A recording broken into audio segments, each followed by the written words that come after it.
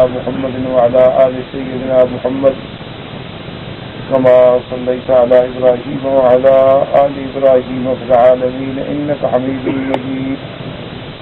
قال الله تبارك وتعالى في كلامه المجيد: أعوذ بالله من الشيطان الرجيم. بسم الله الرحمن الرحيم. وداود وسليمان إذ يحكمان في الحرث إذ نفشت فيه غنم القوم وكنا لحكمهم شاهدين. ففهمناها سليمان وكلا آتينا حكما وعلما وسخرنا مع داود الجبال يسبحن والطير وكنا فاعلين. وعلمناه صنعة لبوس لكم لتحصنكم من بأسكم فهل أنتم شاكرون. ولسليمان الريح عاصفة تجري بأمره إلى الأرض التي باركنا فيها وكنا بكل شيء عالمين. ومن الشياطين من يغوصون له ويعملون عملا دون ذلك وكنا لهم حافظين. قال المؤلف والمفسر رحمه الله تعالى: أدام النفع بعلومه وعلومكم في الدارين آمين إلى أن قال: وقوله تبارك وتعالى: وسخرنا مع داود الجبال يسبحن والطير. الآية. وذلك لطيب صوته بتلاوة كتابه الزبور. وكان إذا ترنم به تقف الطير في الهواء فتجاوبه وترد عليه الجبال تأويبا. اللہ تبارک و تعالی نے ارشاد فرمایا: وسخرنا مع داود الجبال یسبحنا. اللہ نے پہاڑوں کو بھی مسخر کیا داؤد علیہ السلام کے ساتھ کہ وہ بھی تسبیح کا جواب دیں، اور پرندوں کو بھی اللہ تبارک و تعالی نے حضرت سلیمان علیہ السلام کے مسخر فرما دیا. تو اب علماء کرام کے اس میں یاد رکھیں کہ دو قول ہیں کہ پہاڑوں کا تسبیح کہنا. اسی طرح قرآن مقدس میں یہ بھی آیت مبارک موجود ہے: وَإِن مِّن شَيْءٍ إِلَّا يُسَبِّحُ بِحَمْدِهِ وَلَٰكِن لَّا تَفْقَهُونَ تَسْبِيحَهُمْ. اللہ فرماتے ہیں کوئی بھی ایسی چیز نہیں جو اللہ کی تسبیح نہ بیان کرتی، ہر چیز اللہ کی تسبیح بیان کرتی. تو اب اس تسبیح کے بارے میں دو قول ہیں.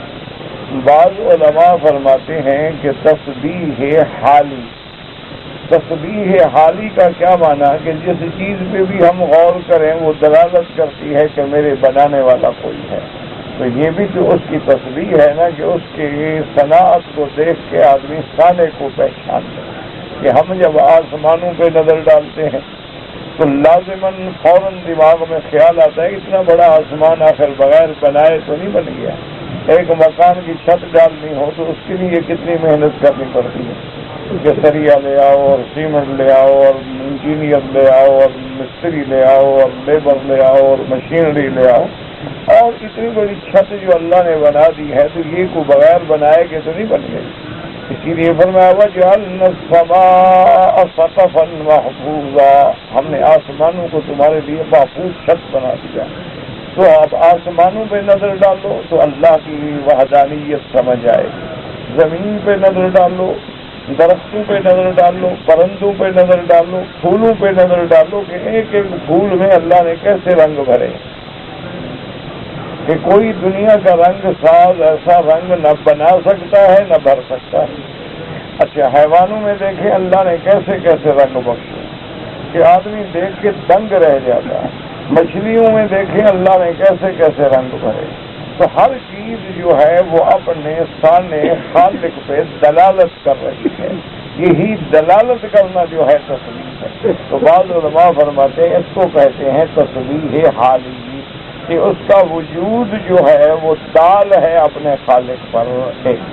اور بعض علماء فرماتے ہیں کہ نہیں، تسبیح قالی، یعنی وہ بھی تسبیح کہتے ہیں لیکن ان کی تسبیح کو ہم سمجھ نہیں سکتے کہ اب پرندے ہیں ہم تو نہیں سمجھ سکتے وہ کیا کہہ رہے ہیں.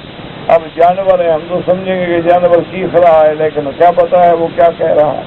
تو اس لیے علماء فرماتے ہیں کہ اگر مراد ہے تسبیح حالی تو پھر وَلَٰكِن لَّا تَفْقَهُونَ تَسْبِيحَهُمْ کہنے کا کیا فائدہ ہوا؟ تسبیح حالی تو سمجھ آ رہی ہے ہر آدمی کو، الا جو منکر خدا ہو.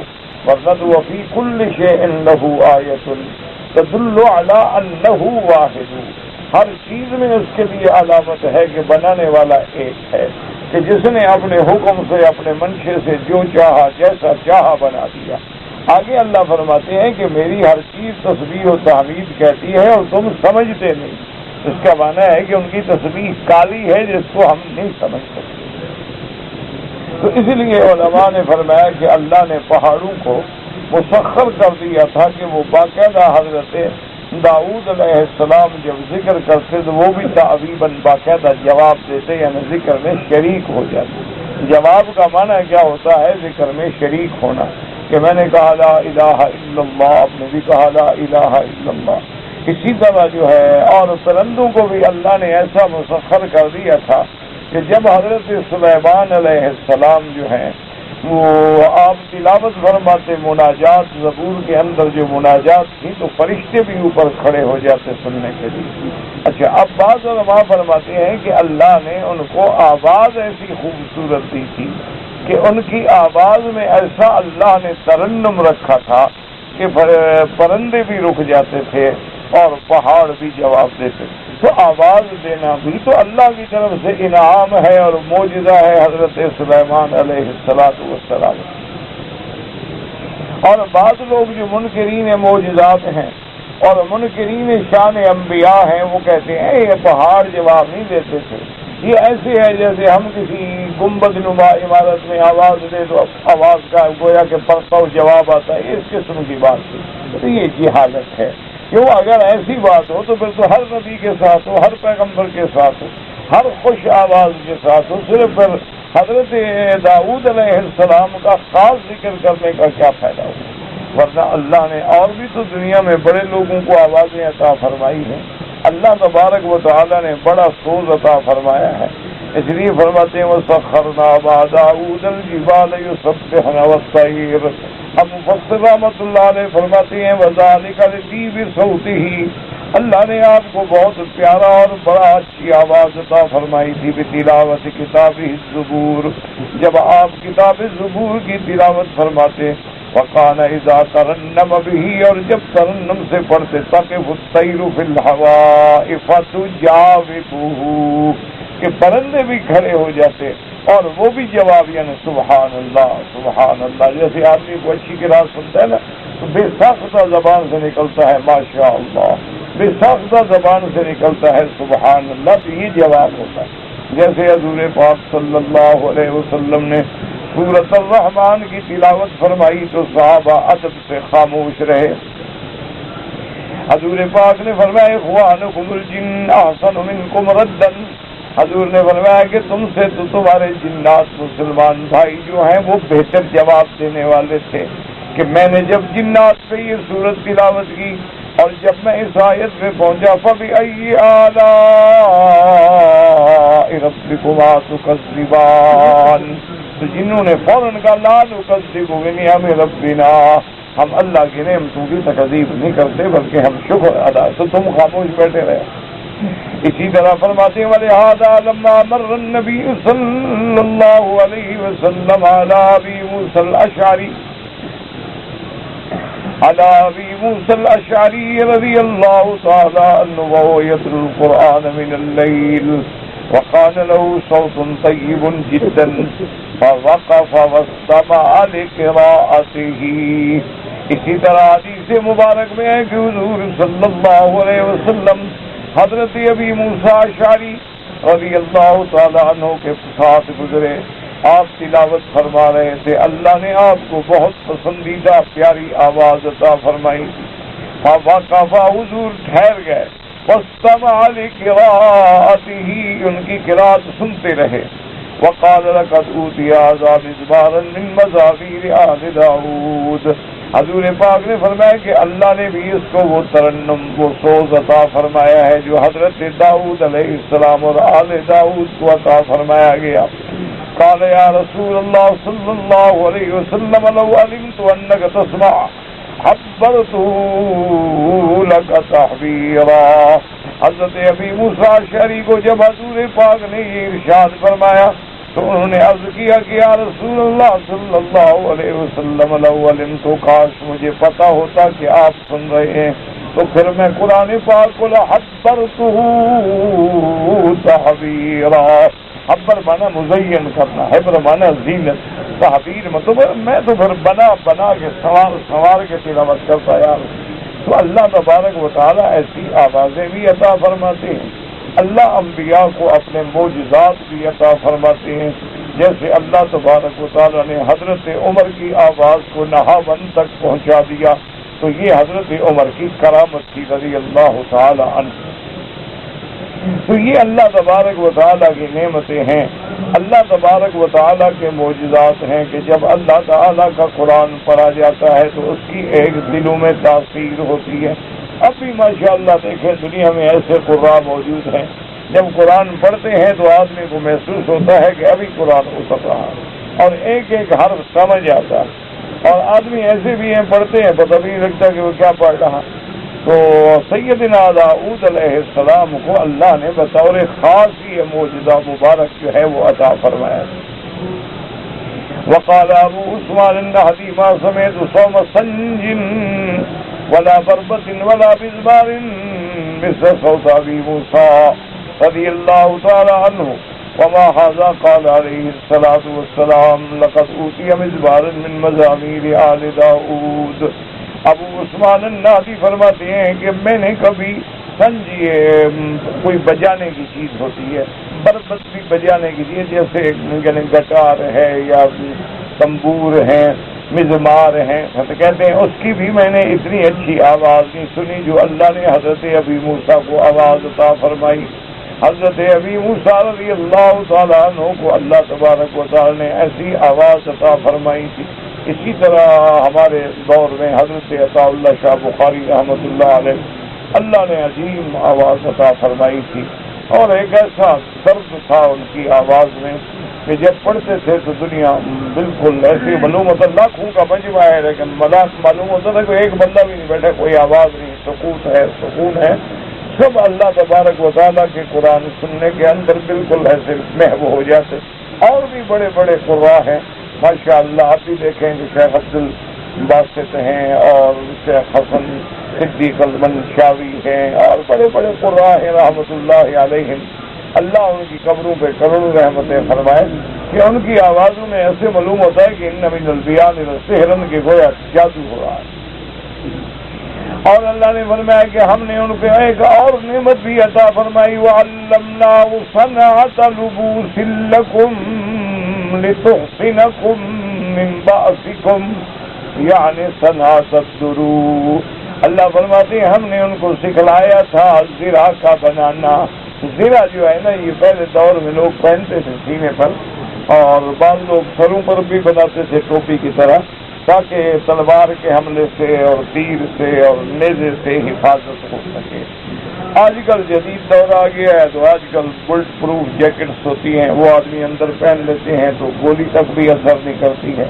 تو اس سے یہ بھی سبق ملا ہمیں شریعت میں کہ اسباب پر بھی عمل کرنا ہو. اب دیکھیں نا اللہ نے ہر آدمی کی ایک عمر تو لکھ دی ہے، وہ نہ بڑھ سکتی ہے نہ کم ہو سکتی ہے کہ ایک عمر جو ہے مقرر ہے کہ فلاں آدمی کی 70 سال 100 سال 50 سال 60 سال. لیکن حکم ہے شریعت کا کہ بیمار ہو تو علاج کرانا بھی سنت. حالانکہ جب عمر معین ہے اسی پہ مرے گا پہلے تو مر ہی نہیں سکتا لیکن علاج کرانا بھی سنت. اللہ نے ہر بندے کا رزق جو ہے وہ لکھ دیا ہے کہ اس کو میں اتنا دوں گا اس کو اتنا دوں گا لیکن ساتھ یہ حکم بھی دیا ہے کہ محنت کرو، تجارت کرو، کاروبار کرو، نوکری کرو، کوشش کرو ورنہ ہر چیز تو اللہ پاک ماں کے پیٹ میں ہوتے ہیں اور لکھا جا چکا ہوتا. تو اسی لیے اللہ پاک نے حضرت یہ سب سے پہلا علم جو ہے وہ داؤد علیہ السلام کو دیا. اور اسی طرح قرآن نے فرمایا وَأَلَنَّا لَهُ الْحَدِيدَ، ہم نے لوہا بھی نرم کر دیا آپ کے ہاتھ میں. بعض علماء فرماتے ہیں کہ اللہ نے ان کو علم دیا تھا کہ لوہے کو آگ میں کیسے پگھلایا جاتا، اور بعض علماء فرماتے نہیں، اللہ نے ان کو ہاتھوں میں ایسی برکت دے دی تھی کہ لوہے کو جیسے پکڑتے نرم کر دیں۔ وَأَلَنَّا لَهُ الْحَدِيدَ أَنْ اعْمَلْ صَابِغَاتٍ وَقَدِّرْ فِي السَّرْدِ، کہ وہ جب بناتے ہیں جیسے ہلکا بناتے، بڑا بنائے چھوٹا بنائے، وہ بنا دیتے۔ یہاں بھی اللہ نے فرمایا کہ ہم نے ان کو سکھلایا صنعت لبوس لکم، لبوس مانا درو مانا یعنی زرع۔ قال قتادہ انما كانت الدروع قبله صفائها، حضرت قتادہ رحمۃ اللہ علیہ فرماتے ہیں کہ یہ زرع تو پہلے زمانے میں بھی تھی، لیکن پہلے ایسے بس پترا بنا دیتے تھے، یعنی بالکل سیدھا، لیکن یہ کڑے کڑے بنا کے اور اس کو ایک دوسرے میں ڈالنا، یہ داؤد علیہ السلام کو اللہ تبارک و تعالی نے علم عطا فرمایا۔ وَهُوَ أَوَّلُ مَنْ فَرَضَ حَلْقًا، آپ نے اس کے حلقے بنا کے کڑے بنا کے چھوٹے چھوٹے جوڑنا۔ كما قال تبارک و تعالی وَأَلَنَّا لَهُ الْحَدِيدَ أَنْ اعْمَلْ صَابِغَاتٍ وَقَدِّرْ فِي السَّرْدِ، اللہ نے فرمایا اے لا تصل حلقہ وتفلق المسمارۃ ولا تغلظ المسمارۃ فتقد الحلقۃ، اللہ پاک نے آپ کو ایسا علم عطا فرما دیا تھا کہ اتنا بڑا سوراخ بھی نہ ہو کہ اس کے اندر مسمار گزر جائے، اتنا تنگ بھی نہ ہو کہ جیسے ضرورت ہوتی اسی طرح آپ بناتے جاتے اور ان کو پھنساتے جاتے اور وہ کڑے سے کڑا ملتا جاتا اور زرع بن جاتا۔ فرماتے ہیں وَلِهَذَا قَالَ لِتُحْصِنَكُم مِّن بَأْسِكُمْ، بَأْسِكُم مانا قتال، جنگ، کہ جب جنگ ہو لڑائی ہو تو تمہاری حفاظت کا ذریعہ بن جائے۔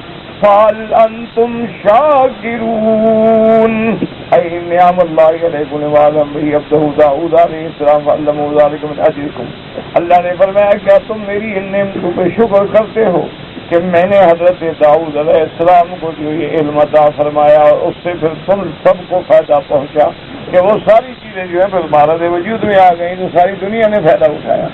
اور یہ قاعدہ ہے کہ اللہ کی نعمتوں کا شکر کرو، اور جب آدمی اللہ کی نعمتوں کا شکر کرتا ہے نا، یہ بھی قرآن میں فیصلہ ہے لَإِن شَكَرْتُمْ لَأَزِيدَنَّكُمْ وَلَئِن كَفَرْتُمْ إِنَّ عَذَابِي لَشَدِيدٌ، اللہ پاک نے فرمایا ہے کہ تم اگر میری نعمتوں کا شکر کرو گے تو میں نعمتیں بڑھا دوں گا، اور اگر تم نافرمانی کرو گے تو پھر میرا عذاب بھی بڑا سخت ہے۔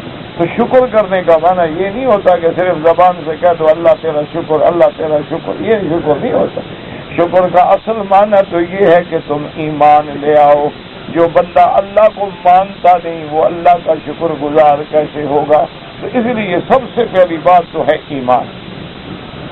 اب ایمان کے بعد جو دوسرا درجہ ہے شکر کا وہ یہ ہے کہ اللہ نے جو نعمتیں دی ہیں وہ اس کے حکم کے مطابق خرچ ہیں۔ اللہ نے تمہیں صحت دی ہے، طاقت دی ہے، آنکھیں دی ہیں، سننے کی قوتیں دی ہیں، تو یہ قرآن میں، عبادت میں، نماز میں، خیرات میں، خدمت خلق میں، ان چیزوں میں صرف ہوں جو چیزوں پہ اللہ راضی ہوتا ہے، اللہ کی نافرمانی میں خرچ نہ۔ اللہ نے تمہیں پیسہ دیا ہے، خیرات ہے، زکوٰۃ ہے، غریبوں کی مدد ہے، اپنا اہل و عیال ہے، تو ان چیز اگر تم اسی پیسے کو حرام میں خرچ کرو گے تو وہ تو پھر شکر نہیں، وہ تو پھر اللہ کی ناراضگی کا سبب ہے، تو اسراف اور تبذیر ہے۔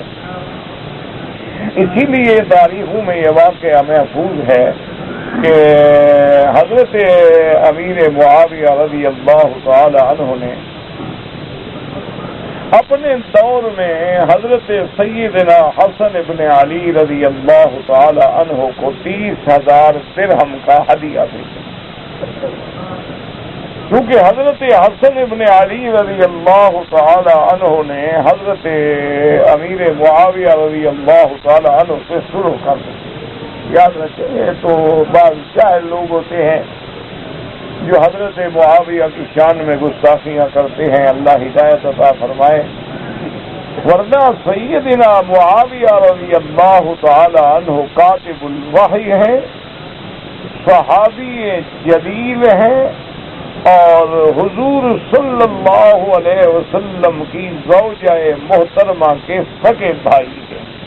حضرت معاویہ رضی اللہ تعالی عنہ کی جو بہن ہے بی بی ام حبیبہ، یہ حضور صلی اللہ علیہ وسلم کی بیوی ہیں، اور معاویہ ابن ابی سفیان ابو سفیان کے بیٹے ہیں، اور ابو سفیان رضی اللہ تعالی عنہ سرداران مکہ میں سے ہیں اور قریش کے بہت بڑے اعلی خاندان میں سے ہیں۔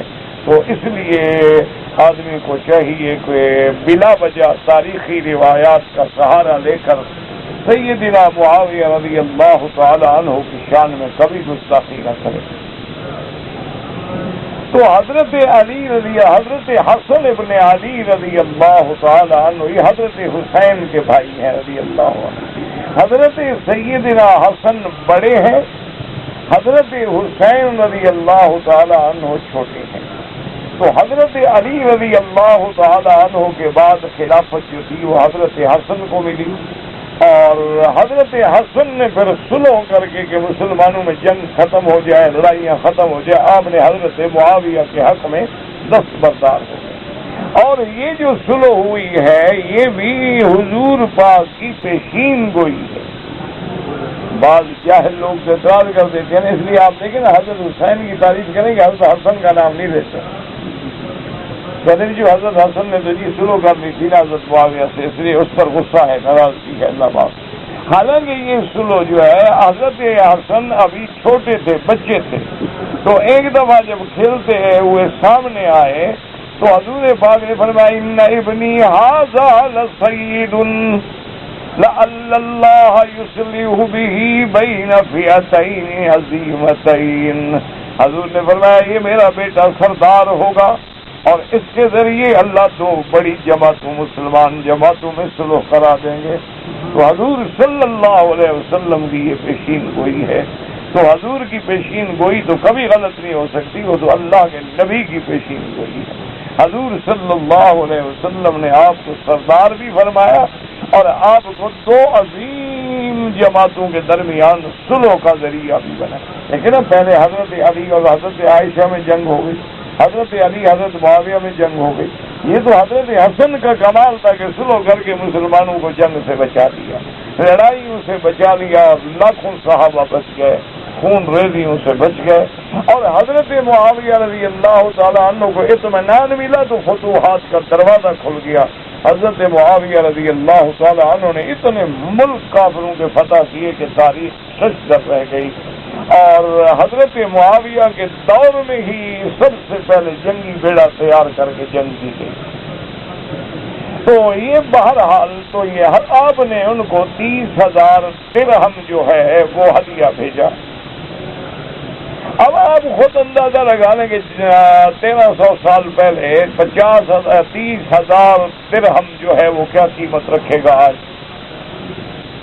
لیکن آج سے 20 سال 30 سال پہلے 100 ریال ہو تو آدمی کا مہینے کا خرچہ گھر کا نکل جاتا۔ آج اگر 1000 ریال ہو تو ایک غریب مزدور کا بھی گزارا نہیں ہوتا۔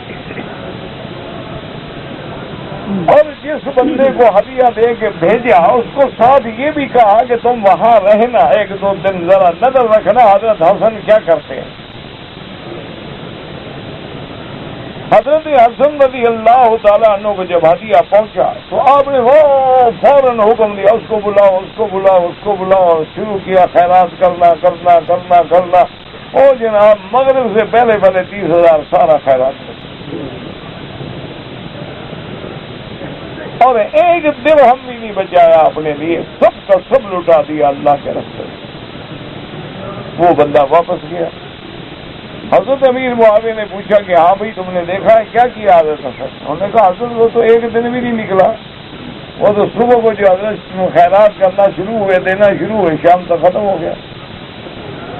آپ نے فرمایا ہاں دیکھو آخر کس کا بیٹا ہے اور کس کا خون ہے اور کس کا نواسا ہے۔ لیکن آپ نے خط لکھا حضرت حسن کو کہ آپ نے اچھا کیا، لیکن یہ بات بھی ٹھیک نہیں ہے کہ آدمی لٹا دے اور اپنے گھر کے لیے بھی کچھ نہ رکھے۔ تو یہ بات بھی گویا کہیں اسراف میں نہ آ جائے کہ آدمی کے پاس 30,000 ہے اور سب دے دو۔ تو شریعت کا آخر حکم یہ بھی تو ہے نا کہ اپنا خیال رکھو، اپنے بچوں کا، اپنے اہل کا، عیال کا، اولاد کا، ان کا بھی تو حق ہے۔ تو حضرت حسن نے ان کو جواب دیا اور لکھا کہ میں امیر معاویہ اللہ کے راستے میں کروڑوں بھی لٹا دو تو اسراف نہیں ہوتا، گناہ میں اگر ایک پیسہ بھی خرچ کرو تو وہ اسراف ہوتا ہے۔ جس اسراف سے اللہ نے منع فرمایا ہے، اسراف اس کو کہتے ہیں کہ ناجائز مقام پہ تیرا پیسہ لگے، اگر جائز مقام پہ لگے پھر کروڑوں بھی ہوں تو کیا فرق پڑتا۔ اسی لیے بی بی عائشہ صدیقہ رضی اللہ تعالی عنہا کی خدمت میں بھی 30,000 درہم آئے۔ بی بی عائشہ نے بھی جناب لٹانا جو شروع کیا نا، شام ہو گئی اور سب ختم۔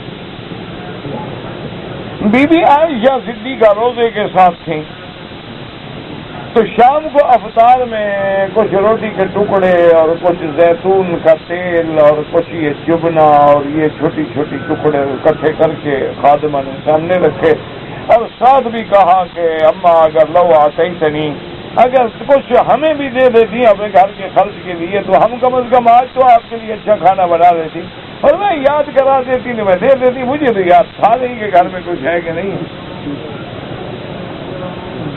تو اللہ کے راستے میں لٹا دینا جو ہے، اللہ کے راستے میں دینا، یہ اسراف نہیں ہوتا۔ اسراف یہ ہوتا ہے کہ تم حرام میں خرچ کرو۔ ایک آدمی اپنی بیوی پہ، بچوں پہ، بہنوں پہ، اولاد پہ، والدہ پہ خرچ کرتا ہے، اسراف نہیں، لیکن غیر محرم عورت پہ ناجائز خرچ کرو گے 1 ریال بھی تو وہ اسراف ہے، وہ حرام ہے۔ اس لیے شکر کا معنی یہ ہے کہ جو نعمتیں اللہ نے دی ہیں اللہ کے حکم کے مطابق خرچ کریں، یہ ہے شکر۔ اور اس کے بعد جو شکر کا درجہ ہے وہ یہ ہے کہ زبان سے بھی کہہ دو، پانی پیو تو الحمدللہ، کھانا کھاؤ تو الحمدللہ، کپڑا پہنو تو الحمدللہ، نعمت ملے تو الحمدللہ، خوشی ملے تو الحمدللہ، ہر حال میں بندہ اللہ کا شکر ادا کرے۔ اسی لیے کتب اسرائیلیہ میں ایک روایت میں قصہ آتا ہے کہ ایک آدمی سیدنا موسیٰ علیہ السلام کی خدمت میں حاضر ہوئے، انہوں نے کہا کہ یا نبی اللہ، یا کلیم اللہ، تم اللہ کے نبی ہو، مہربانی کرو اللہ سے درخواست کرو، اللہ نے مجھے اتنی نعمتیں دی ہے نا، مال ہے، بکریاں ہیں، گائے ہیں، اونٹ ہیں، خیل ہیں، بغال ہیں، اور اولاد ہے، پیسہ ہے، اب مجھے اور ضرورت نہیں، بس اللہ میاں سے کہو اتنا کافی ہے، میں تو ان کو بھی نہیں سنبھال سکتا، اب اتنے مال کو سنبھالنا بھی تو مسئلہ ہے۔ حضرت موسیٰ علیہ السلام نے اللہ سے درخواست کی کہ اللہ میاں تیرا بندہ اور نہیں چاہتا تو بند کر دے۔ تو اللہ نے فرمایا کہ موسیٰ نبی اللہ میرے بندے کو کہو کہ جب تک تم میرا شکر نہیں بند کرو گے میں دینا کیوں بند کروں، جب تک تم میرا شکر کر رہے ہو میں بھی دیتا رہوں گا، تم شکر بند کر دو گے ہم دینا بند کر دیں۔ اس لیے ہمیشہ یاد رکھیں کہ تھوڑی چیز بھی ملے تو کہو الحمدللہ، زیادہ چیز بھی ملے تو کہو الحمدللہ، ایک ڈھیلا بھی ملے تو کہو الحمدللہ، اور 1 کروڑ بھی ملے تو کہو الحمدللہ۔ اللہم لک الحمد کلہ والشکر کلہ وإلیک یرجع الامر کلہ۔ تمام محامد کا حقدار جو ہے وہ اللہ تبارک و تعالی کی، لیکن اب اللہ نے کئی لوگ ہم نے دیکھے ہیں ماشاءاللہ اربوں نہیں کھربوں پتی، اچھا وہ جب ہماری بیچارے دعوتیں کرتے ہیں نا تو ہمیں خود احساس ہوتا ہے، ہم روکتے بھی ہیں یار اتنی بڑا انتظام کرنے کی کیا ضرورت، آپ نے مجھے دعوت کی ہے تو ٹھیک ہے خلاص میں آ گیا، 2 آدمی 4 آدمی 5 آدمی، یہ کیا ہے کہ 200 آدمی کو بلاؤ جی مکی صاحب آ رہے ہیں اور کھانا ہے اور کھانا ہے، کیا ہے؟ اچھا وہ خود بیٹھے ہوئے ہیں، دیکھ ہمارے ساتھ بیٹھے ہوئے کرسی پہ، ساری میزیں ڈشز سے بھری ہوئی ہیں لیکن بس، اور جناب کا اور جی تو ڈاکٹروں نے منع کیا میں نہیں کھا سکتا، اور جی میرے تو بس پرہیز ہی تھوڑا سا شوربہ آئے گا وہ پی لوں گا، اور تو میں حاصل ہی نہیں کر سکتا۔ ہر نعمت موجود ہے، کھلا رہے ہیں خود نہیں کھا سکتے، نظام ہضم بگڑ گیا، کوئی چیز ہضم نہیں ہوتی۔ تو یہ اللہ تبارک و تعالیٰ نے اگر تمہیں کھانے کی توفیق دی ہے ہضم کرنے کا شکر کرو، اسی لیے حکم ہے کہ آدمی حمام سے جو نکلے تو کہے الحمدللہ الذی عافانی عن الاذی غفرانک، اللہ تیرا شکر ہے کہ تو نے اس بلا سے مجھے بچایا ہے کہ وہ بلا نکل گئی، ورنہ نہ نکلے کیا ہوگا؟ دیکھا نہیں، قبض ہو جائے، پیٹ بند ہو جائے تو پھر حکرے کرانے پڑتے ہیں۔ تو یہ بھی تو اس کا شکر ہے نا کہ کھانے کی توفیق دی، پھر اس کے ہضم کی توفیق دی، پھر اس کے نکالنے کی توفیق دی۔ اگر بند ہو جائے نہ ملے، یہ بھی امتحان، ملے اور نہ کھا سکو، کھا لو اور ہضم نہ کر سکو۔ اس وقت پوری دنیا میں پرائیویٹ یعنی سیکٹر میں جو بڑا آدمی ہے فورڈ، اس کی زبان کا اللہ نے ذائقہ چھین لیا ہے۔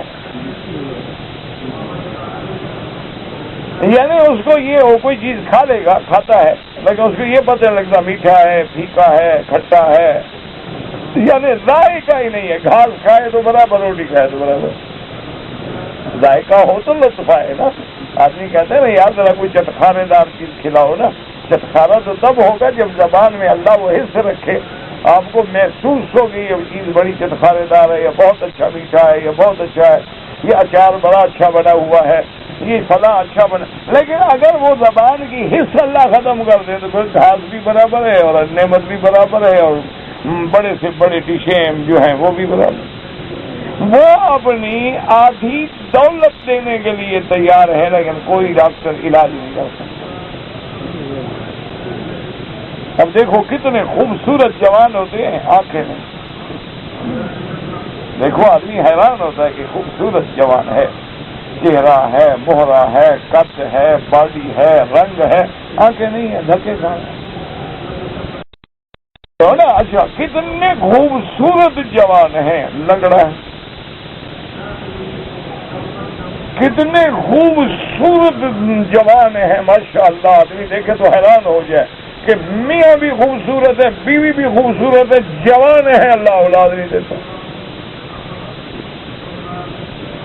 اچھا ٹی وی کے مریض ہیں اور اولاد کی لینے لگی ہوئی ہیں، 12 بچے ہیں۔ اگر بنگلہ دیش میں جائیں وہاں تو ماشاءاللہ 40 بچے ہوتے ہیں۔ اسی لیے وہاں جو چھوٹا موٹا جلسہ ہو نا، یعنی مقصد جس کا زیادہ اشتہار بازی نہ کرو، صرف مسجد وغیرہ میں اعلان کر دو، تو 30-40 ہزار بندہ تو ویسے سڑک پہ کھڑا ہو جاتا ہے۔ آپ نے دیکھا کبھی تجربہ کر کے دیکھیں، اگر باقاعدہ جلسہ ہو، اعلان ہو، اشتہار ہو، تو پھر تو 1 لاکھ یا لاکھ سے اوپر معمولی بات ہے بندے آئیں گے۔ اور جو بڑی کانفرنسیں ہوتی ہیں اس میں تو 3-3 لاکھ آدمی۔ شیخ طه مرحوم بھی اللہ ان کی قبر پہ کروڑوں رحمتیں فرمائے، ان کے درجات بلند فرمائے۔ ہم کٹھے تھے ایک جلسے میں، تو وہاں جب ہم جلسے میں گئے تو اب واپسی ہم نے آنا تھا، اور فیری ہم نے پابند کی تھی کہ وہ کھڑی رہے تاکہ جب واپس آئے تو ہمیں دریا کے دوسرے کنارے پہ پہنچائے، وہاں تو فیریوں پہ آنا پڑتا ہے۔ اچھا وہ بیچارہ ہمارے لیے پابند ہے، ایسے ہم نے کوشش کی کہ ہم وقت پہ پہنچے، وہ غریب کھڑا رہے گا۔ تو اب جلسہ جو ہے تقریباً جناب وہ ختم ہوا عشاء کی نماز سے، اور ہم نے اندازہ لگا لیا تھا کہ پنڈال جو ہے نا جی، یہ جلسہ جو ہے اگر ہم پیدل جائیں نا تو کم از کم ہمیں 1 میل پیدل جانا پڑے گا۔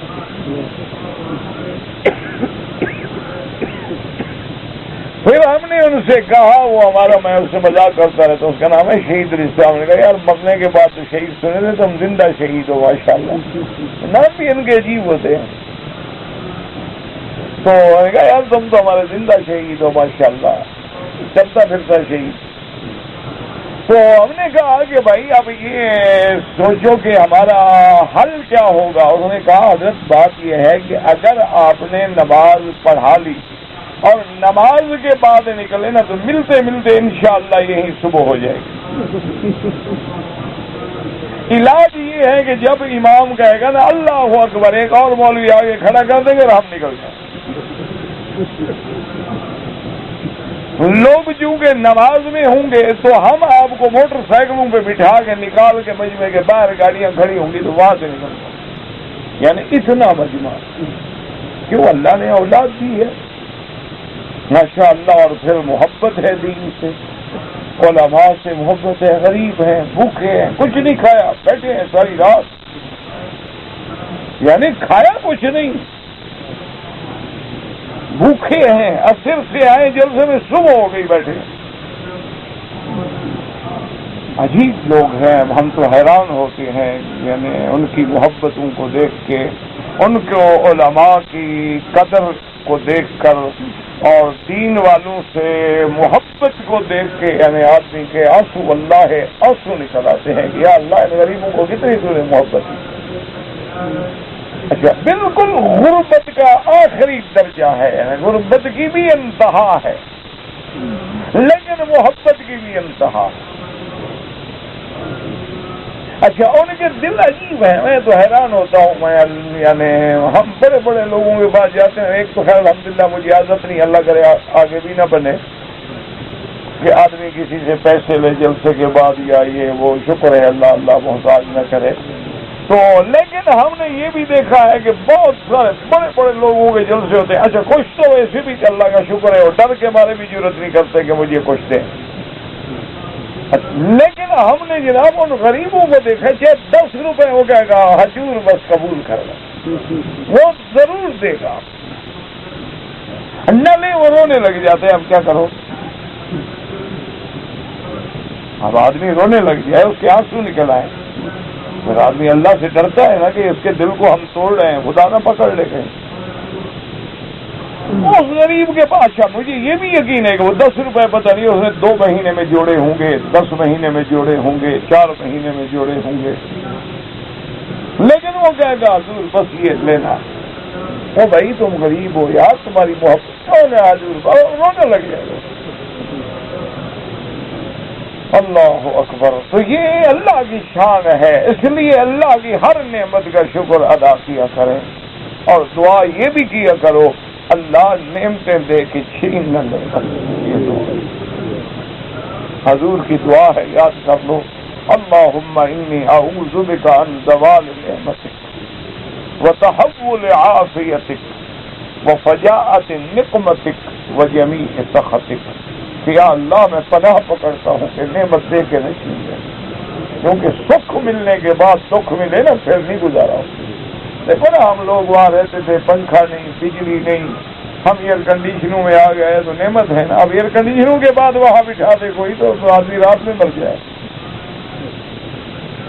دیکھو نا ہم تو ان دیہات کے رہنے والے لوگ ہیں جہاں بجلی نہیں، پنکھا نہیں، سڑک نہیں، کوئی چیز نہیں، یعنی بہت بڑی آرام سمجھو یا عیاشی تو یہ ہوتی تھی کہ بھئی پانی کا چھڑکاؤ لگوا دیا، اور وہ بڑے بڑے ہمارے وہ چارپائیاں نہیں، وہ مکے کہلاتے ہیں، بڑے بڑے اس سے چارپائیاں ہوتی ہیں کہ آدمی کو جمپ لے کے اوپر بیٹھنا پڑتا ہے، اور اتنا بڑے بڑے پائے ہوتے ہیں کہ 4 آدمی تو اٹھا نہیں سکتے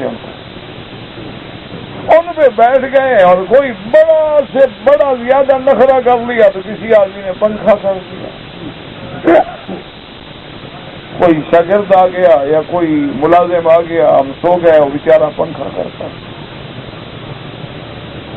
اب اللہ نے ہر بندے کو ایئر کنڈیشن دے دیا، فریج دے دیا، پنکھے دے دیے، لائٹ دے دی، کارین، تو اب جناب اسی جگہ بٹھا دو تو پھر تو بندے کے لیے موت ہے۔ اس لیے ہے کہ نعوذ باللہ من الحور بعد القور، کہ اللہ عزت دے کے ذلت نہ دینا، اللہ عزت دے کے بے عزتی سے بچا لینا، اللہ آرام دے کے پھر دکھ نہ دینا، اللہ وسعت دے کے پھر تنگی نہ دینا، اللہ کے ہر وقت نعمتوں کا شکر کیا کرو، وہ پروردگار عالم ہیں، شکر کرو، اس کے خزانے میں کیا کمی ہے، اور نہ شکری کرو اور پکڑ لیں تو پھر کیا کر سکتے ہیں۔ اس لیے فرماتی فَهَلْ أَنْتُمْ شَاكِرُونَ وَقَوْلُهُ وَلِسُلَيْمَانَ الرِّيحَ عَاصِفَةً أَيْ وَسَخَّرْنَا لِسُلَيْمَانَ الرِّيحَ الْعَاصِفَةَ، اللہ نے فرمایا کہ ہم نے حضرت سلیمان کے تیز ہوا، شدید ہوا جو تھی وہ تابع کر دی، تجری بِأَمْرِهِ إِلَى الْأَرْضِ الَّتِي بَارَكْنَا فِيهَا، ارض الشام، آپ کے حکم سے وہ ہوا آپ کے تخت کو لے کے اڑاتی تھی شام کی طرف، وَكُنَّا بِكُلِّ شَيْءٍ عَالِمِينَ، ہر چیز کے جاننے والے. وذلك أنه كان له بساط من خشب يوزع عليه كل ما يحتاج إليه من أمور المملكة والخيل والجمال والخيام والجند، ثم يأمر الريح أن تحمله فتدخل تحته ثم تحمله وترفعه وتسير به وتظله الطير تكية الحر إلى حيث يشاء من الأرض فينزل وتوزع آلاته وحشمه. اب مفسر رحمۃ اللہ علیہ فرماتی ہیں کہ ایک بہت بڑا لکڑی کا تخت تھا اور امور مملکت کی جو چیزیں تھیں، آپ کے گھوڑے، خچر، خیام، لشکر، سب اسی پہ سوار ہو جاتے. پھر آپ حکم دیتے تھے ہوا کو کہ اٹھا کے چلو، پھر وہ ہوا اٹھا کے چلتی. اتنا بڑا جہاز تو ابھی تک یہ نہیں بنا سکے کہ جو گھوڑے اور ہاتھی اور لشکر اور فوج اور سب کچھ ساتھ لے کے اڑ جائے. آپ اس کے بعد سوار ہوتے تو وہ آپ کو اٹھا کے چلتی. وہ تو ذلہ الطیر، اور اس کے اوپر جو پرندے تھے وہ باقاعدہ پرا بنا کے کھڑے ہو جاتے تاکہ دھوپ نہ لگے سلیمان علیہ السلام. اس سائے کے لیے اللہ نے پرندوں کو تھا، جہاں بھی حکم دیتے چلتی اور جہاں حکم دیتے اترتے، اور پھر وہ سارا سامان اتارا جاتا، خیمے لگائے جاتے، اہتمام ہوتا. وقال اللہ تعالیٰ فسخرنا له الريح تجري بأمره رخاء حيث أصاب. وقال تعالیٰ غدوها شهر ورواحها شهر. اللہ نے ایسی ہوا مسخر فرما دی کہ پہلے حصے میں 1 مہینے کا سفر کر رہے. قال ابن ابي حاتم ذكر سفيان بن عيينة عن ابي سنان سعيد بن جبير قال كان يوزع لسليمان علیہ السلام 600,000 كرسي فيجلس مما يليه مؤمن والانس ثم يزف ابراہیم بن والجن ثم يامر الترزلهم ثم يامر تعملهم. اب حضرت ابن ابی حاتم نے سعید ابن جبیر سے یہ روایت بھی نقل فرمائی کہ حضرت سلیمان علیہ السلام کا تخت جو تھا اس میں 600 کرسی ہوتی تھی، اور پہلی صف میں انسانوں میں جو آپ کے مومن تھے، صحابہ تھے، وہ بیٹھتے. اس کے بعد جو ہے وہ جن بیٹھتے. پھر آپ حکم دیتے پرندوں کو وہ سایہ کر دیتے. پھر آپ حکم دیتے ہوا کو، وہ آپ کو اٹھا کے وہ چلتی تخت کو. وقال عبد الله بن عبيد بن عمير قال سليمان يأمر الريح وتجتمع كالطود العظيم كالجبل ثم يأمر بفراشه ويوزع على مكان منها ثم يدعو بفرس من ذوات الأجنحة فيرتبط إلى فراشه ثم يأمر الريح وترتفع به كل شرف دون السماء وهو متطاطئ رأسه ما يلتفت يمينا ولا شمالا تعظيما لله عز وجل وشكرا لما يعلم من صغر ما هو في ملك الله عز وجل حتى تزاه الريح ويس شان تزاه. عبداللہ ابن عبید ابن عمیر فرماتے ہیں کہ حضرت سلیمان علیہ السلام حکم دیتے ہوا کو، وہ ریت کا ٹیلا جیسے ہوتا ہے اتنا جمع کر دیتی جیسے پہاڑ بنتا ہے. اس کے بعد حکم دیتے آپ کے فراش بچھائے جاتے. پھر آپ حکم دیتے ان گھوڑوں کو من ذوات الاجنحۃ، گھوڑے اڑنے والے، یہ بھی حضرت سلیمان علیہ السلام کے پاس، ان پر بیٹھ کے آپ اپنے اس مقام پہ پہنچتے.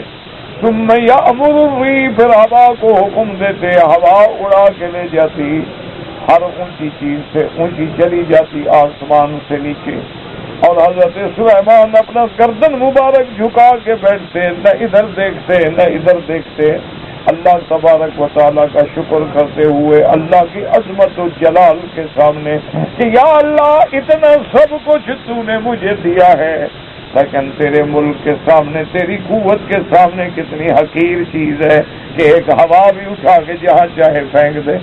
تو یا اللہ تیرا مقام، تیری قدرت، تیری عظمت کتنی بڑی.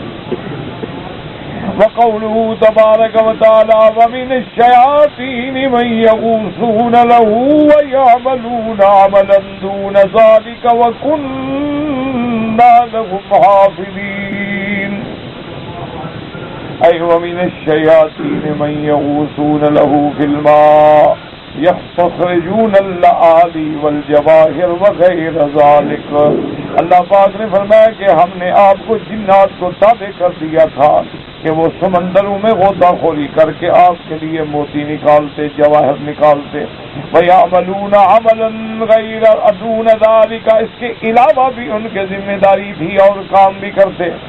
جیسے اللہ نے فرمایا وَالشَّيَاطِينَ كُلَّ بَنَّاءٍ وَغَوَّاصٍ وَآخَرِينَ مُقْرَنِينَ فِي الْأَصْفَادِ. اللہ نے آپ کے تابع کر دیے تھے شیاطین، جن کے ذمہ تھا کہ وہ عمارتیں بھی بنائیں، غوطہ خوری بھی کریں، لال جواہر بھی نکالیں، اور ایسے بھی ہوتے تھے جن کو آپ زنجیروں میں جکڑ کے قید کر دیتے تھے جو نافرمانی کرتے. اللہ فرماتے ہیں وَكُنَّا لَهُمْ حَافِظِينَ، ہم ہیں حفاظت کرنے والے. اتنے شیاطین ہیں، جن ہیں، لیکن ہم حفاظت کرنے والے ہیں کہ کوئی جن نقصان نہ پہنچا سکے، کوئی جن جو ہے حضرت سلیمان علیہ السلام کو کوئی سو نہ پہنچا سکے. اس لیے فرماتے یا رسول اللہ ان ینالہ احد من الشیاطین بسلطان بل کل فی قبضته وتحت قہرہ لا تجاسر واحد منهم ولا الدنو الیہ والقرب منه بل هو يحكم فيهم من شاء اترك وان شاء بس منهم من يشاء. اللہ فرماتے ہیں ہم نے حضرت سلیمان کی حفاظت کی کہ کوئی جن آپ کے قریب بھی نہیں پہنچ سکتا، آپ کو نقصان بھی نہیں پہنچا سکتا. آپ جس کو چاہیں چھوڑ دیں، جس کو چاہیں قید فرما دیں.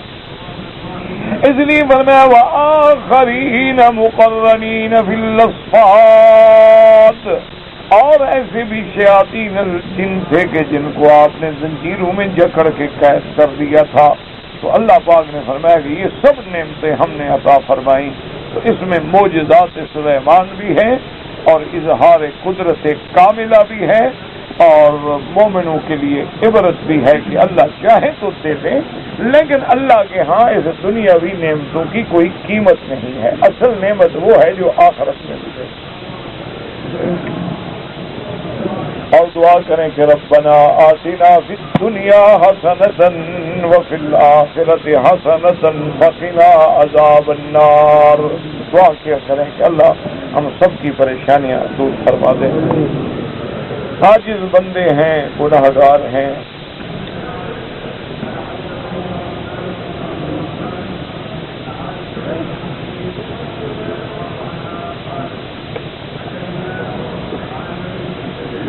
بہرحال ایک آدمی نے رمضان میں عمرہ کیا، اس کے بعد حج کیا، اس پہ حج کی کوئی بکری نہیں. جس آدمی نے رمضان کے بعد عمرہ کیا ہے اس کو ایک دم دے دی تھی بس.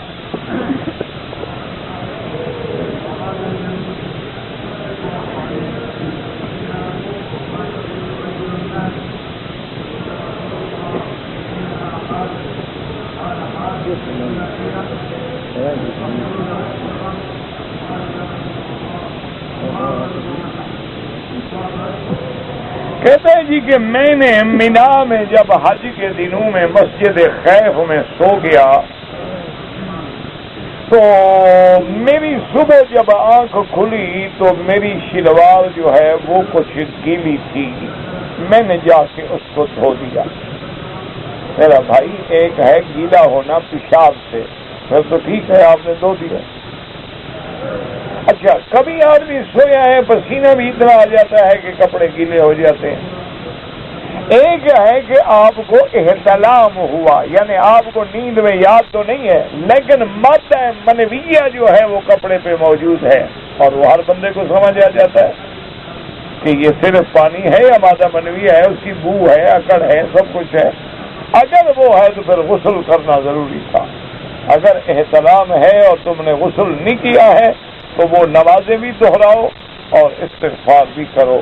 اور اگر ویسی گیلی ہو گئی اللہ عالم پیشاب سے، کسی اور چیز سے، کسی پانی سے، کیونکہ حج کے دن ہے، مسجد خیر میں رش ہے، آپ سو رہے تھے، اللہ عالم کسی کا پانی گر گیا، اللہ عالم کوئی ساتھ میں گزرا اور اس کا پانی تمہارے اوپر گرا، تمہیں پتہ نہیں لگا، تو یہ تم جانو اور تمہارا کام جانے کہ جب تم اٹھے تھے تو کیا کپڑے میں تم نے اس مادہ منویہ کا اثر پایا، تو پھر احترام ہے.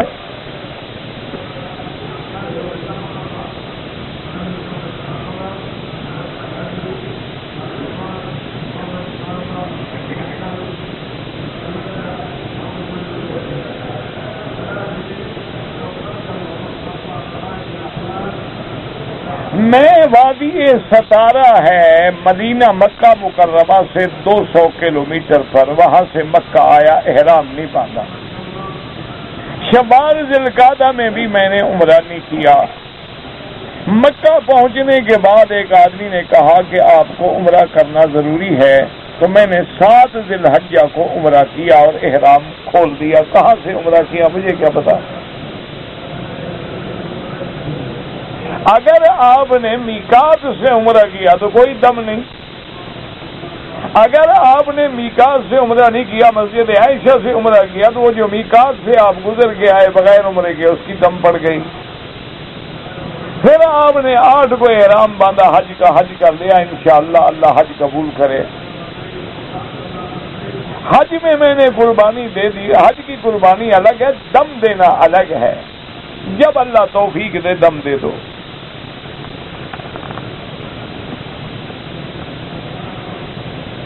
جب امام کہتے ہیں نا اللہ اکبر، پھر فاتحہ شروع کرتا ہے، یہ درمیانی وقفہ جو ہے یہ تکبیر اولیٰ ہے۔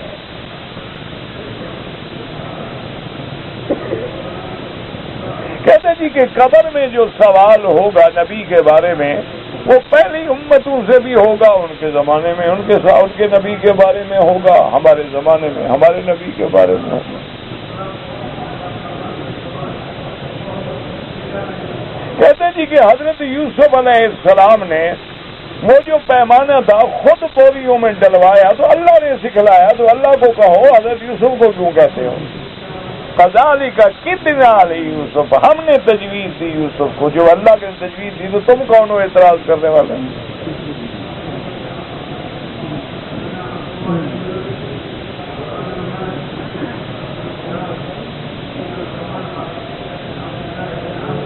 پاکستانی حاجی آئے براستہ بحرین، لیکن احرام انہوں نے جدے سے باندھا، عمرے کا دم پڑ گئی، کیونکہ بحرین تو آپ گزر گئے میقات سے، آپ کو بحرین سے احرام باندھنا چاہیے تھا۔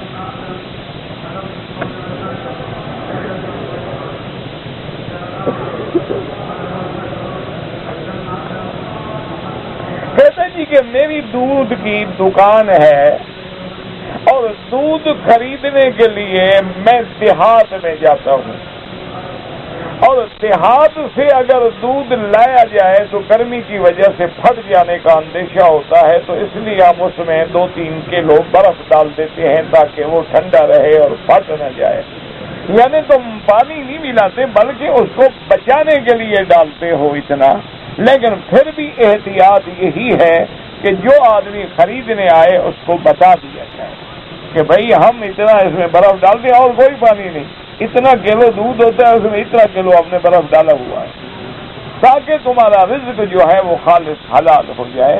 کیونکہ اس لیے شریعت کا حکم ہے کہ مثلا میں یہ رومال بیچ رہا ہوں، اس میں اگر کہیں عیب ہے تو میں اس کو بتا دوں کہ بابا دیکھو اس میں یہ عیب ہے، لینا ہے لے لو، نہ لو تمہاری بات۔ یعنی اس عیب کی نشاندہی کرنا ضروری ہے۔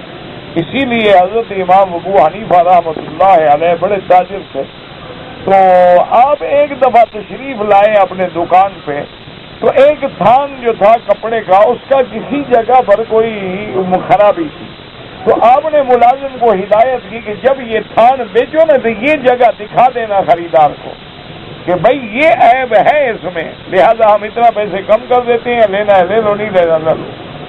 خیر بات گزر گئی، جب سال گزر گیا حساب ہوا، آپ نے فرمایا کہ وہ تھان جو تھا تم نے بیچا تھا خریدار کو دکھلایا تھا، اس نے کہا حضرت واللہ میں بھول گیا، مجھے یاد، کیونکہ تھان آتے ہیں لوگ 10 خرید لیتے ہیں، 20-100 تو تھان میں چلا گیا، وہ یاد ہی نہیں رہا مجھے۔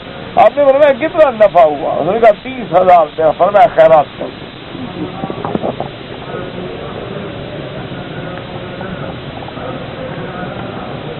میرا بیٹا بیمار ہے، اللہ شفا عطا فرمائے، آپ بھی دعا کریں۔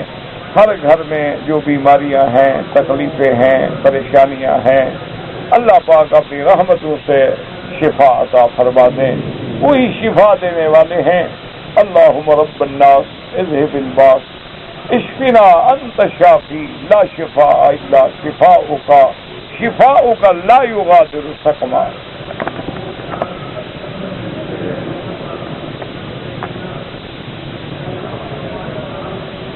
ہم نے مدینہ منورہ مکہ مکرمہ میں رہتا ہوں، میں نے اور میری بیوی نے شوال کے مہینے میں مدینے سے عمرہ کیا، پھر ہم دونوں نے حج کیا۔ آپ کو دونوں کو ایک ایک بکری دینی ہے۔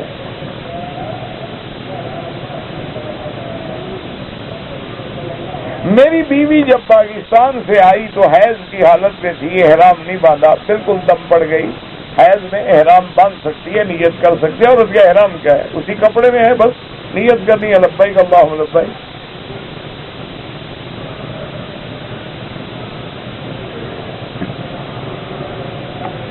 دونوں کا ایک دم نہیں، جو پاکستان سے آتے ہوئے عمرہ چھوڑا ہے اس کا الگ دم ہے، اور جو آپ نے شوال میں عمرہ کیا اور حج کیا اس کا الگ دم ہے۔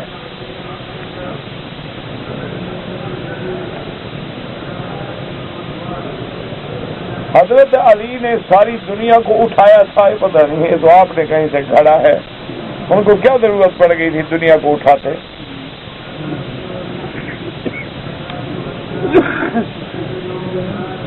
میری والدہ بیمار ہیں، اللہ شفا عطا فرمائے۔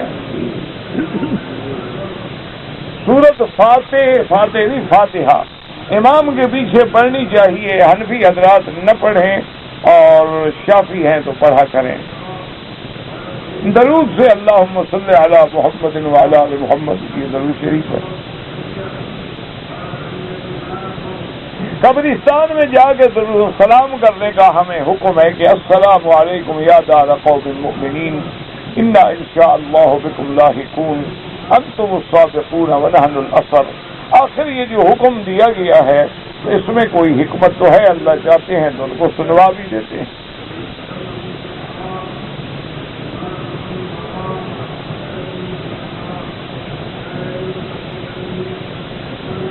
ہندو کو مسلمان بنائے تو مسلمان بنا کے شادی کرو نا، ہندو سے شادی نہیں ہو سکتی، پہلے مسلمان کرو۔ اور اگر وہ مسلمان ہی شادی کے لیے ہو رہی ہے تو اس کے اسلام کا اعتبار کیا ہے؟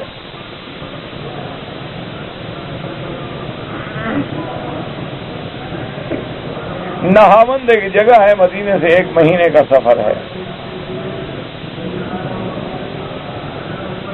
حرم شریف میں جو کھجور نہیں، اچھا بغل بنگالی تو کھجور ہی بولے گا نا، بچ جاتا ہے، لے سکتے ہیں، بالکل لے جائیں، کھائیں۔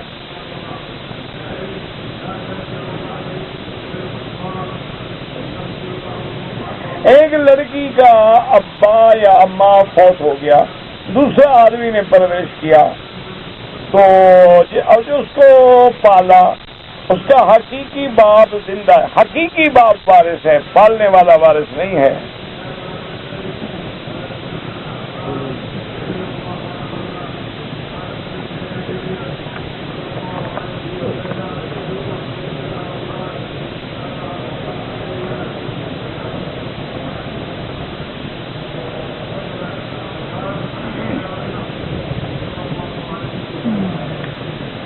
جو آدمی جدہ سے آئے گا وہ حج تمتع نہیں کر سکتا۔ حج تمتع ان لوگوں کے لیے ہے جو میقات سے باہر رہنے والے ہیں، یعنی اگر آپ رابق میں رہتے ہیں، جوفا کے اس طرف رہتے ہیں، مدینہ منورہ میں رہتے ہیں، طائف میں رہتے ہیں، پاکستان میں رہتے ہیں، بنگلہ دیش میں رہتے ہیں، وہ لوگ تمتع کر سکتے ہیں۔ جو لوگ مکے میں ہیں، جدے میں ہیں، بحرہ میں ہیں، میقات کے اندر ہیں، ان کا حج افراد ہوتا ہے، تمتع ہوتا ہی نہیں، لاکھ وہ کہتے رہتے۔ ہاں یہ الگ بات ہے کہ مکے میں رہتے ہو پاکستان چلے گئے، پھر حج کے مہینوں میں آپ نے عمرہ کیا، پھر حج کیا تو تمتع ہو جائے گا، کیونکہ اب آپ آفاق سے آئے۔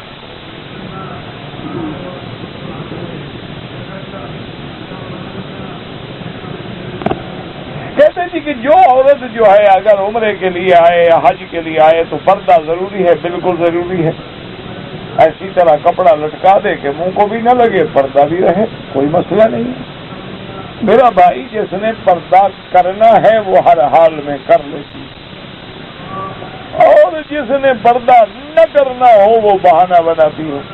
اچھا پہلی بات یہ رکھو کہ عمرے میں چہرہ کھولنا ہے، تو اس کا مطلب ہے کہ عمرے کے بغیر تو بند کرنا ہے نا، تو پہلے سارا سال کرتے ہو پردہ؟ ارے مسئلہ سمجھو نا کہ عمرے میں چہرہ کب کھولا جائے گا کہ پہلے بند ہوتا ہو. اگر آپ نے پہلے ہی بند نہیں کیا ہے تو مسئلہ پوچھنے کی کیا ضرورت ہے.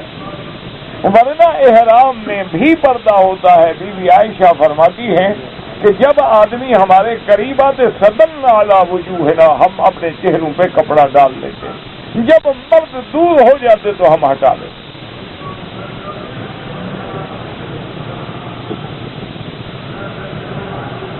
آل حدیث پڑھتے ہیں, دیوبندی نہیں پڑھتے تو دیوبندیوں سے پوچھو اور آل حدیثوں سے پوچھو, سب کا میں نے کو ٹھیکہ تو نہیں رکھا. اللہ کے بندے سب کے پاس دلائل ہیں, دعا کرو اللہ سب کی نمازیں قبول فرمائے, جھگڑوں میں نہ پڑو. اللہ الحمدللہ سب کی نمازیں صحیح ہیں. اللہم صلی علی سیدنا محمد وعلی آل سیدنا محمد وبارک وسلم. یا حی یا قیوم یا ذا الجلال والاکرام, یا ذا الجلال والاکرام, یا ذا الجلال والاکرام. رب انی مسنی الضر وانت ارحم الراحمین, رب انی مسنی الضر وانت ارحم الراحمین, رب انی مسنی الضر وانت ارحم الراحمین. نجنی واہلی من الکرب العظیم. لا الہ الا انت سبحانک انا کنا من الظالمین. لا الہ الا انت سبحانک انا کنا من الظالمین. لا الہ الا اللہ الملک الحق المبین. لا الہ الا اللہ العلیم الحلیم. لا الہ الا اللہ الحلیم العظیم. لا الہ الا اللہ رب العرش العظیم. لا الہ الا اللہ سبحان رب السماوات ورب الارض ورب العرش الکریم. لا الہ الا اللہ سبحان رب السماوات السبع ورب العرش العظیم. اسألك موجبات رحمتك وعزائم مغفرتك والسلامة عن كل إثم والغنيمة عن كل بر. اللهم لا تدع لنا ذنبا إلا غفرته ولا هما إلا فرجته ولا عيبا إلا سترته ولا كربا إلا نفسته ولا ضالا إلا هديته ولا فسادا إلا أصلحته ولا مريضا إلا شافيته ولا أسيرا إلا يسرته ولا مجاهدا إلا نصرته ولا ميتا إلا رحمته ولا حيا إلا هديته ولا حاجة من حوائج الدنيا والآخرة إلا يسرتها يا أرحم الراحمين. اللهم اغفر لنا كل ذنب واحفظ عنا كل جنب فرج عنا كل كرب. اللهم انصر الإسلام والمسلمين. اللهم انصر المجاهدين في كل مكان. اللهم احفظ سائر بلاد المسلمين وهذا البلد الأمين واجعلها آمنا مطمئنا سخاء رخاء إلى يوم الدين برحمتك يا أرحم الراحمين. سبحان ربك رب العزة عما يصفون وسلام على المرسلين والحمد لله رب العالمين. صلى الله تعالى على خير خلقه سيدنا محمد وعلى آله وصحبه أجمعين. اللهم صل على سيدنا محمد وعلى آل سيدنا محمد كما صليت على إبراهيم وعلى آل إبراهيم في العالمين.